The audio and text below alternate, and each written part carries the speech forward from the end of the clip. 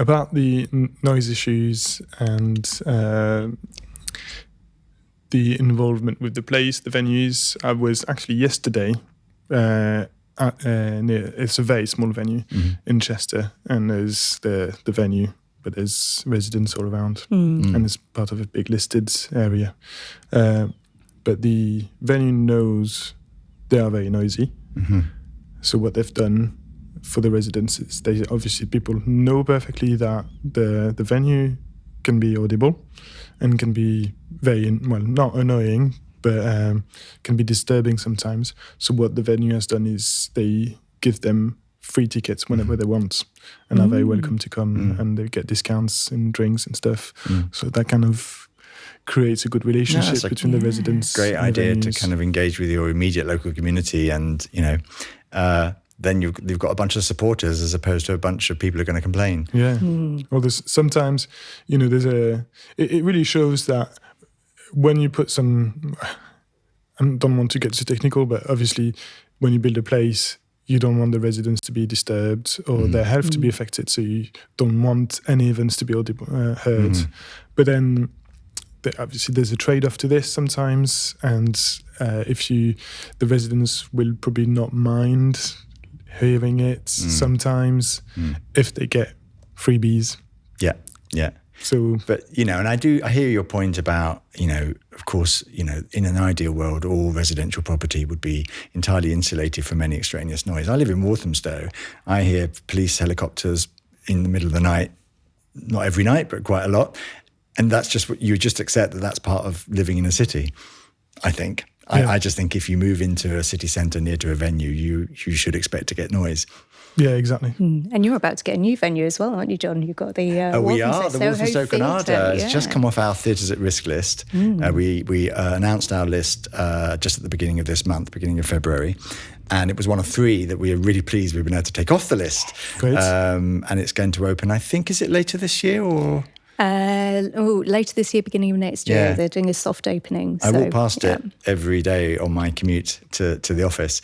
And I try and kind of look over the wall to see what's happening. But it's looking good. But it's great. But picking up on that point about kind of having theatres nearby residences as well, I think it's the other thing is the benefit that the theatre can bring to that place and really enliven it and make a really vibrant place for someone to live. And taking Walthamstow as that example, when the council first decided to get involved in that project, they undertook an economic impact assessment just to find out the value that the theatre would give back to the place. And at the time, they estimated it was between £34 to £52 million to the economy over a 10-year period.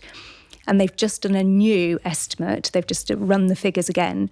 And they found that it's already having an impact, even though the venue's not open yet, just because it's going to happen. And their new forecast is between, I think it's 41 to 60 odd million in a 10-year period. And it's 222 incredible. New jobs created and all sorts. So it really, it makes such a major difference to place in terms of visitor numbers, footfall. I really like that. And obviously something I've discovered, didn't know before, all the economic impact and benefits of a place. And there were some figures that you gave to London Real about for every £1 spent in a West End theatre, there's £83 spent in local businesses. That's is that right? Is that the right terms? So I don't know how much it takes to do that sort of, to get those sort of statistics, but they're so important to understand. And again, in Stratford, because I lived in Stratford, there are all the social opportunities of going there, meeting new people, and then it just snowballs into, are we going to go there more? And the whole gets it. Local businesses involved or not, or before going to the event, we'll go to the local cafe. And it's great that everything like this happens, and it's great that we can have those sorts of statistics and studies.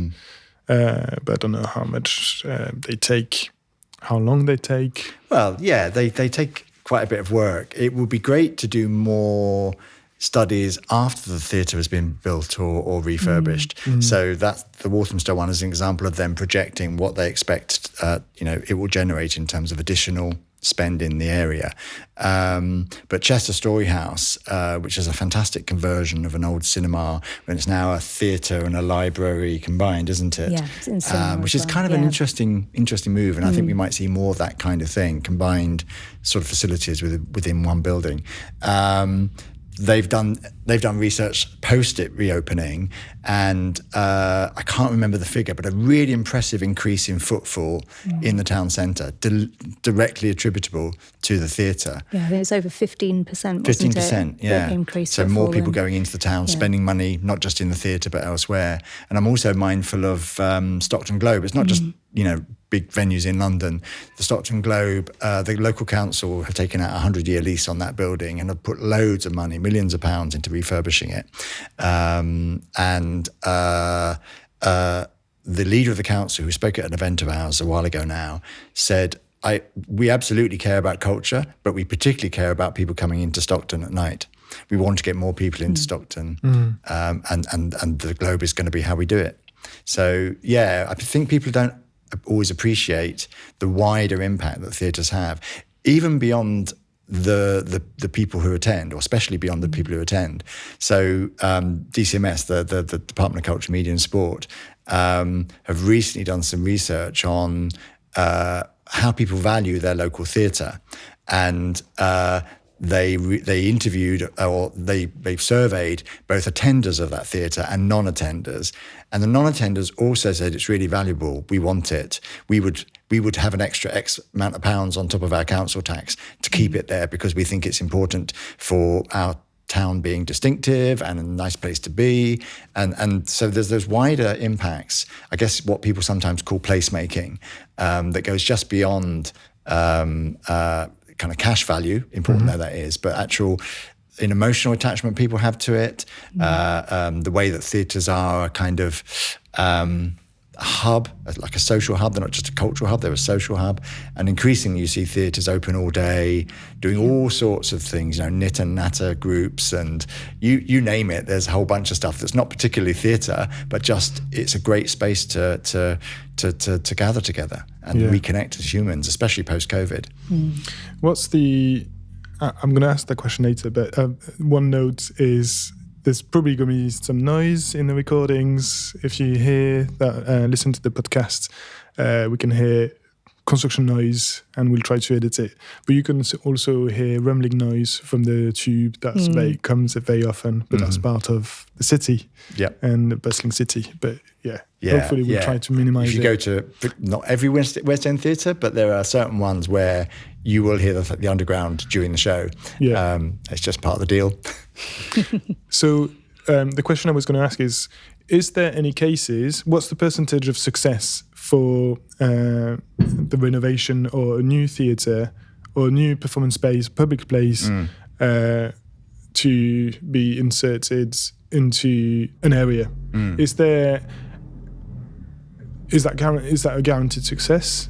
Or is there cases when there hasn't been that much success and people have had to close the places, the theatres?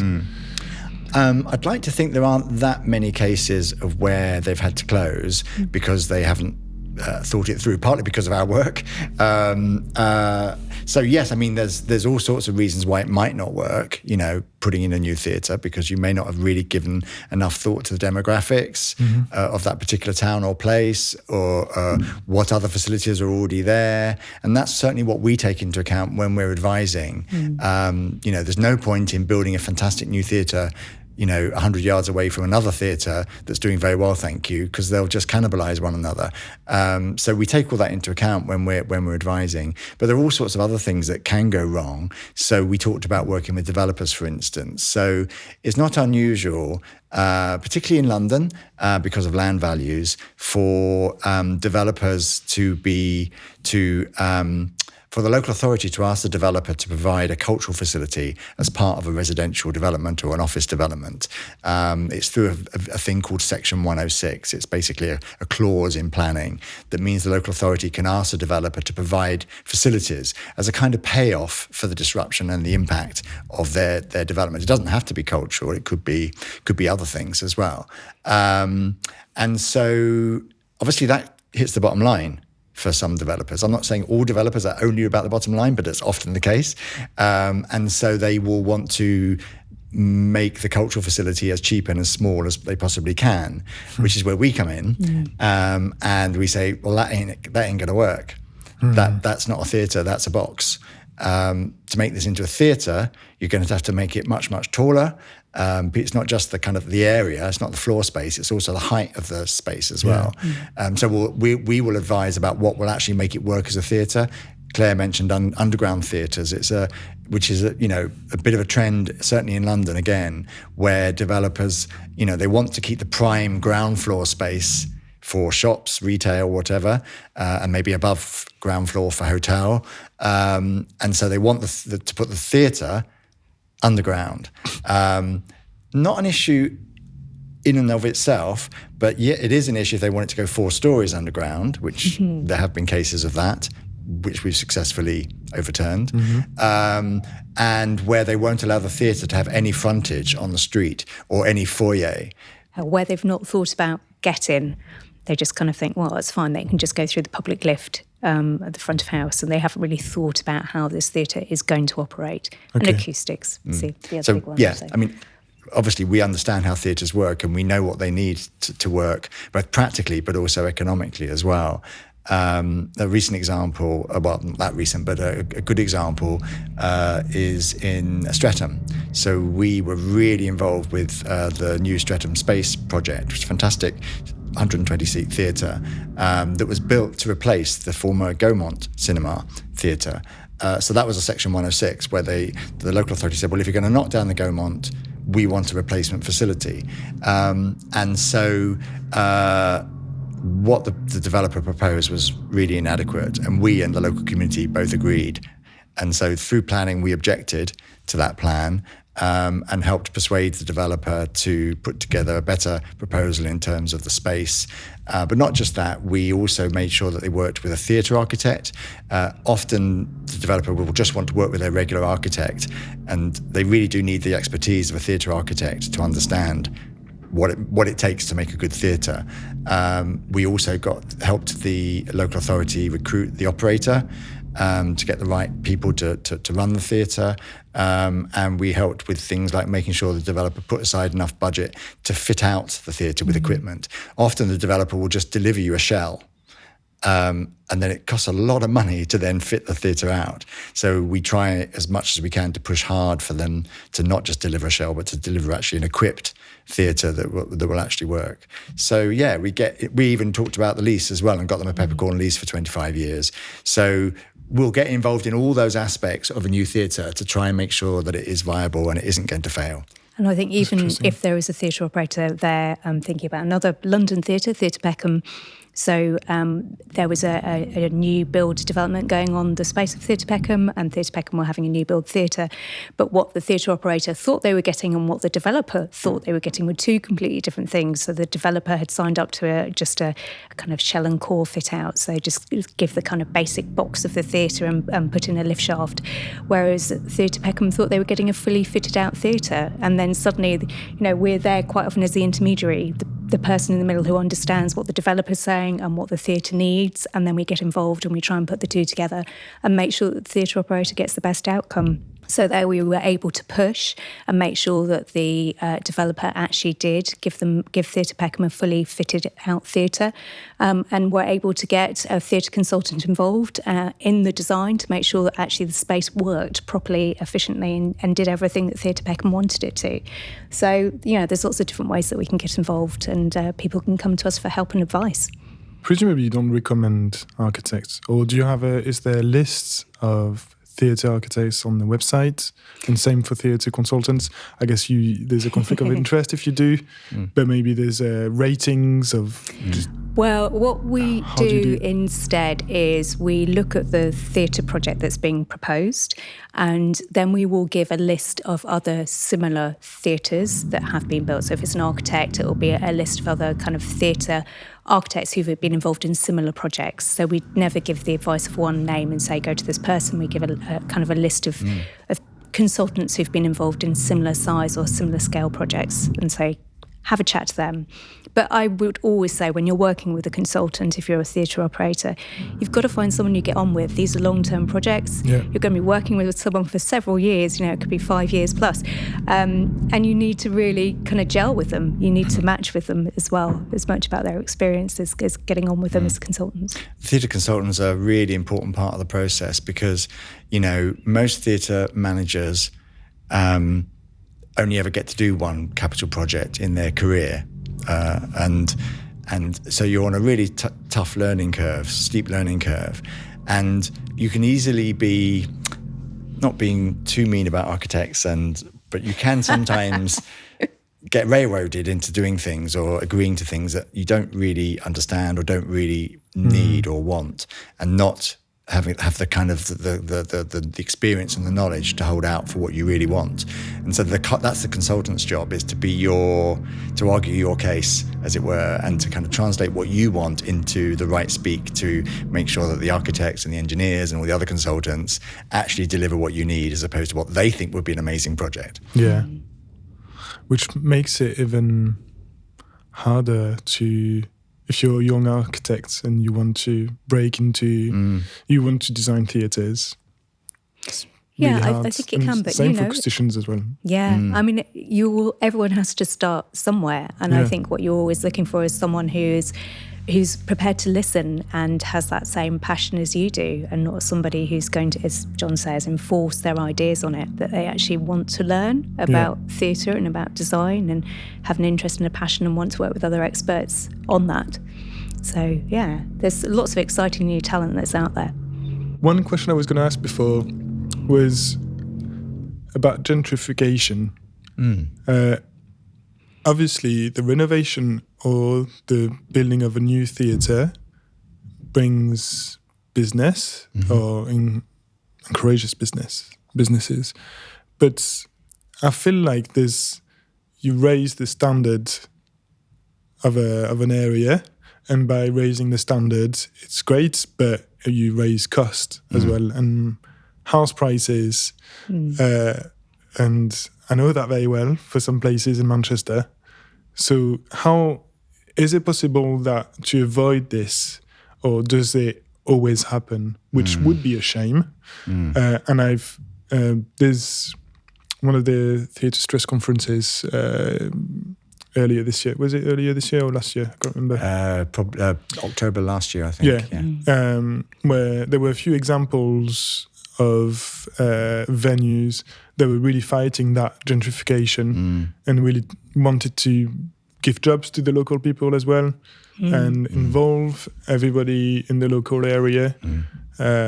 So yeah, I wonder if this is inevitable. And what are the ways to avoid it or minimize it? It's a really good question. And, there's a paradox in us talking about all those case studies of theatres that are generating extra revenue for the local area, because what we're actually describing is a form of gentrification, you could say. And I remember Grayson Perry famously said that artists are the stormtroopers of gentrification. So artists will move into a not particularly fashionable area, and it becomes fashionable because all the artists are there, thinking of Margate, for instance, but also parts of Greater Manchester and parts of Greater London and elsewhere. And then, of course, they then get priced out of the place that they made sexy, that they made appealing to move into. And I think the only way around it is for, I suppose, what you call disruptors, like cultural organisations and sometimes local authorities, to intervene into intervene into the market, as it were, by keeping rents down. And local authorities, in fairness, do that. They often rent cultural spaces and theatres out at peppercorn rents to operators and to artists. So there are lots of examples where local authorities are doing their best to try and kind of keep rents down so that creative people can stay in the area. I'm not talking about housing rents, of course. I'm talking about rents for spaces, which is a different market. But of course, housing rents is another issue that I'm not quite sure how you address that. But I think it's really important that theatres employ local people as much as possible. I used to work at Contact Theatre in Manchester, and we were really proud of the fact that the majority of our audience and our staff came from Moss Side and Rusholme, and at the time it was really the only theatre in Manchester doing that. A lot more theatres are doing that now, which is amazing. The Royal Exchange are fantastic now in terms of their kind of community engagement and recruiting people locally. So it's a tricky one because we want to shout about the value and impact of theatres, but we recognise that does make places more gentrified, as you say. Yeah. Do you have any special answers, Claire? I don't know. No, I don't. But all I was going to add to that was that I think that theatres themselves do some great community work, and I think they still recognise that they have an important place in their community, and whether that's through the youth workshops that they run, or whether it's because they run a cafe once a week for a certain sector of the community, or whatever it might be, put on rooms to rent out for special occasions at very, at subsidised rates, or whatever it may be. I think theatres are still very, very conscious of being part of their communities and how important they are to their communities. Yeah. And, apart from the commercial theatres, the tickets are massively subsidised. Some theatres like the Arc in Stockton and Battersea Arts Centre do pay what you can as a policy on their shows. And so there's no financial barrier because you can pay zero if you can't afford to pay anything. I was talking to you, John, earlier about the Untold Orchestra, who are a charity and want to open music to a wider audience, not just people who can afford expensive tickets. And they have a certain price cap for all their events, and they try to promote orchestra music. It's a bit more pop music than just full classical music. But yeah, it's quite important to make things affordable, and all these organizations who try to be more inclusive with any social and cultural background or But I think price is just one aspect of inclusion and access as well. The culture of the organisation really matters. So, if you live in a really multicultural area and all your staff are white, that gives out a message that this is a place for white people. And so, things like that. And that was one of my key takeaways from working at Contact, was that we wanted to make sure we, like I said, recruited people who represented the community that we were trying to attract into the building. But also we changed our definition of what theatre could be. So yes, we put on plays, but we also had spoken word workshops, and we would have DJ training sessions and all sorts of different things like that. And we do stuff in the foyer, and we made our foyer a kind of place you could hang out. You didn't have to come and buy a ticket for a show. You might want to at some point, but in our view, if you came through the doors for whatever purpose, even if it was just to hang out with your mates, then we were being an inclusive space. I think that's a really important part of our work, actually, and especially when we're working with some of those theatres on our at-risk register. Quite often those people go, we want this to become a theatre again, and we want to put on this play. And we talk to them more about, talk to your local community, look at the demand and the need, involve them, think about the importance of this building to its place, think about all those fond memories people have, its social importance, its architectural importance, and what it can do for your community and what benefit and opportunities it has in its place. So yeah, it's not just a theatre no longer, it's just about a place for a play. It's so much more than that. We're going to talk about the theatres at risk, but before, there's an initiative you created recently, is writing the Green Book. Oh yeah. Which we mentioned the first time we spoke. Can you talk a little bit more about it? Yeah, absolutely. Why you created it as well? It would be unfair to say that we created it. We were very, very heavily involved in it, but we were one of a large number of folk who were involved in it. I suppose we were quite closely attached to it because an ex-trustee of ours, Paddy Dillon, it was his idea really, and it came about during lockdown. There were, everyone was out of work, certainly people who were in the performing arts side of things, or furloughed. And so there were loads and loads of online conversations about all sorts of things, but primarily around here are the issues around theatre, whether it's around inclusion and access or whether it's around working unsustainably. And so there were loads of brilliant conversations about when we do go back, we need to do things differently. And that includes working in a more environmentally sustainable way. Particularly production can be very, very wasteful. Sets are built and then trashed and never used again.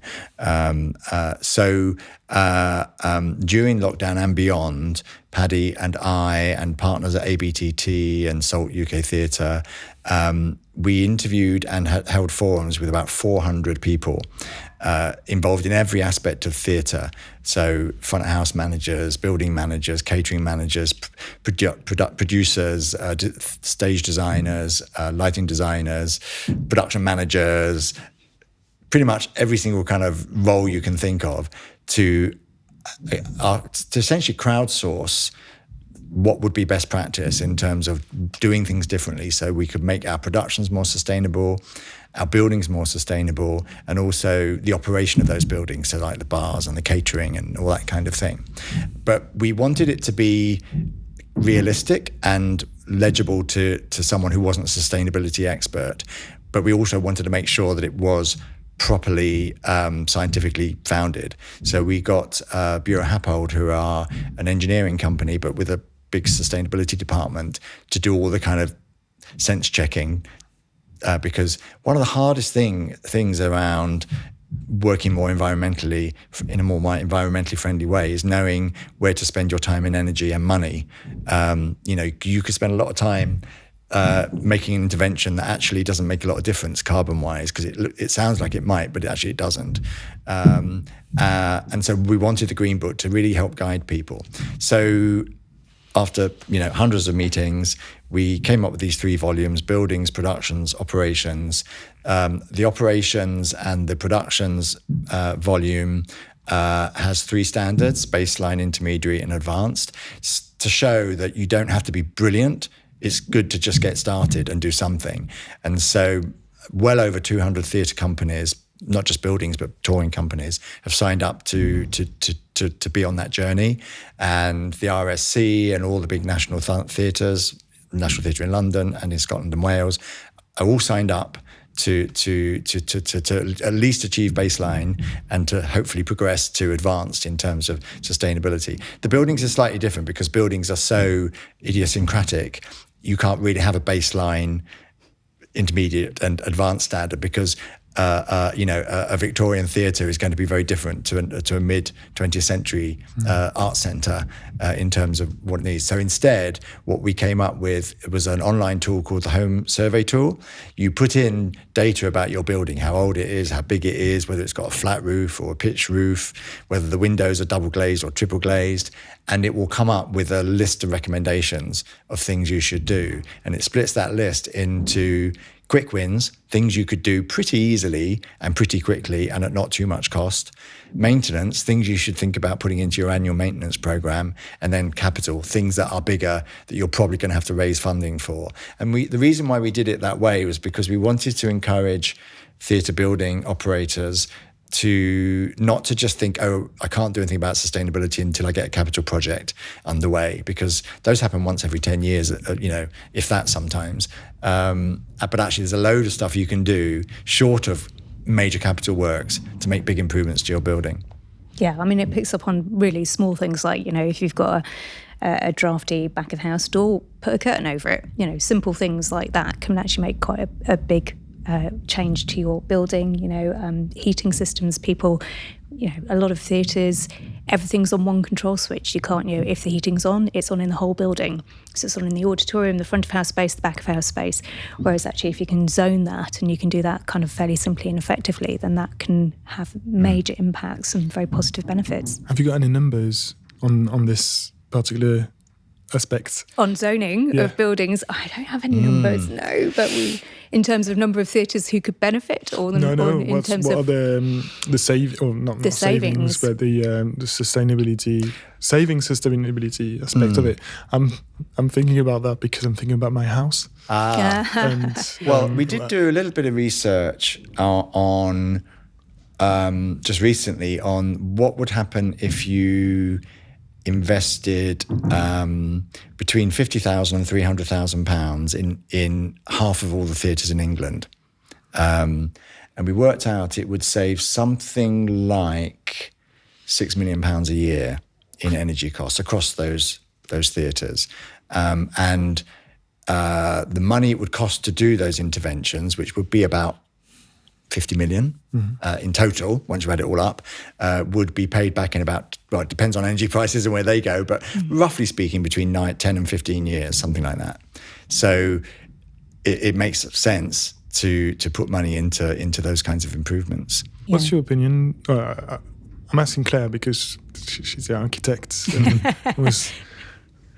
what's your opinion on making a building, the construction of a building sustainable and reducing or having a net zero construction figure, or having a trade-off and having a slightly higher embodied carbon aspect, but making your building much more sustainable in operation when you operate it? Obviously, there's timber buildings, timber construction that is pretty going really quickly and has a lot of success. And I'm not saying I'm for timber or for more concrete, but is there something that I'm trying to have a more objective view on the use of those materials, and also does the operation of a place completely offset the embodied carbon aspect of the construction? I think it's a really interesting debate at the moment, and especially when you look at that kind of the retrofit and a kind of whole debate around retrofit of buildings. So, the most sustainable building is one that we already have, and reuse of those buildings, because as soon as you start looking at the embodied carbon costs and the demolition and the carbon costs involved in all of that, then the payback period is over 50 plus years generally in terms of what you will get back in the operational benefits. And, buildings tend to be built for a lifespan of around, 50 years. That's what you do when you kind of put a design life on a building. I mean, obviously they tend to last longer than that, but, you'll have to replace flat roofs, or you'll have to replace doors, windows, you'll have to refit and refurbish an auditorium or whatever within that time frame. So there are always kind of ongoing costs. So I think wherever possible, we should always be looking at that retrofit solution, and looking at the building stock that we've got and using that effectively and efficiently. And it doesn't mean that we can't build in sustainable measures into that, and we can be clever in the way that we do that. Do you know if it's... Well, probably yes. Is it always more cost-effective to retrofit a building than building a new one? Unless in a lot of theatres, you have to completely redo the structure because it's falling down, it's not structurally safe. Yeah, again, is another really interesting question. So if we look at the costs of some of those more recent buildings which have been restored and reopened, such as Stockton Globe or Walthamstow, Soho Theatre up in Walthamstow, the cost of there has been about 25-30 million, and what you've got a 1,000-seat comedy venue up in Walthamstow with community space and the most beautiful refurbished and restored kind of interior decoration there, and Stockton Globe as well. Again, a beautiful refurbishment there, and a very large venue. And then you look at the cost of if you were building new, what that would be. Yes, it might give you absolutely everything you want in terms of the perfect size stage and everything else, but the cost is going to be more. So some of our older buildings have a bit of compromise built into them, and there will be bumps along the way. That's always the problem with when you're looking at historic buildings. You never quite know what you're going to find. You'll go in there and you'll suddenly find the foundations aren't quite what you thought they were going to be, or there'll be a problem with asbestos somewhere in the building, and there'll be those hidden costs. So they're always complex schemes. They're great to work on because there's always a new surprise every day. So they're always interesting. Building new is always seen as an easier kind of win, I guess, but it doesn't mean it's more cost effective. Interesting. Have you got anything to say about it, John? No, I think Claire put it really well. I'm in favour of retrofitting existing spaces as far as you can.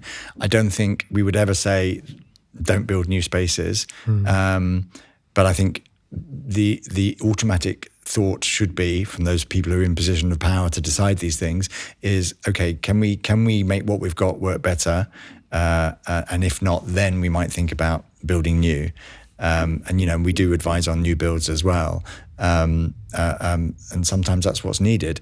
If a theatre really is at the end of its lifespan and is irretrievably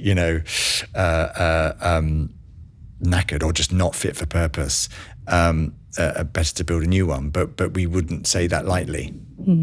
Yeah, and there could be ways where you could use part of the existing building and adapt other areas of it. So, I think we should all be thinking a little bit more creatively about how we use our buildings. And theatre industry is great. Theatre industry is so creative, and that's the challenge. Whether it's a theatre building or any other kind of theatre building, any other kind of building. Fashions change, towns change their shape. What was the centre is no longer the centre. And so you have to think about all those things, And so there are some theatres in really appalling positions. They're not really at the centre of the town. They're now on the edge.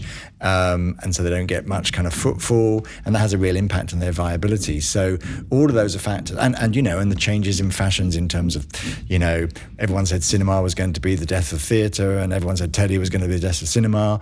And yes, there have been peaks and troughs in terms of theatre and cinema and music hall and you name it. So we have to be flexible whilst retaining the best of what we've got and getting the best of what we've got to adapt to new things. Most West End theatres have had to reconstruct their stages to make them able to take heavier set and equipment, but it can be done. Yeah. And, most theatres at the moment are looking for bigger front of house spaces. Yeah. Just see what's happened over at Theatre Royal Drury Lane, where they've put in, or they've redone the front of house spaces, a massive refurbishment there, which has been spectacular. But they've also reused that kind of the existing corridor space between them and the building next door and reinvented it as a cafe space. Brilliant. And I think that's kind of, it's not entirely new. Ever since the sort of mid-20th century, when local authorities were proudly building civic spaces, civic theatre spaces, that's kind of when we started to have theatres with more front of house space, more ancillary space, because there was a whole sense that it was a meeting place and a hub, as well as being a performance space.